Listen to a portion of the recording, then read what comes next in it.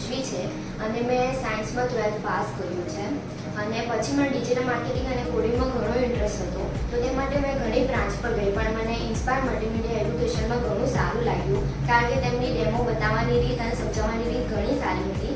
જેમાં મેં diploma in web designing course choose કર્યો હતો. આ કોર્સમાં કુલ 5 કોર્સ આવે છે, જેમાં ફર્સ્ટ છે ગ્રાફિક ડિઝાઇનિંગ, જેમાં એડોબ ઇલિસ્ટ્રેટર, એડોબ ફોટોશોપ અને કોલ્ડરડ્રો વિશે માહિતી આપવામાં આવે છે. કોર્સ બીજામાં આપણને UI અને UX ડિઝાઇનિંગ વિશે માહિતી આપવામાં આવે છે, જેમાં ફિગ્મા અને એડોબ XD વિશે માહિતી આપવામાં આવે છે.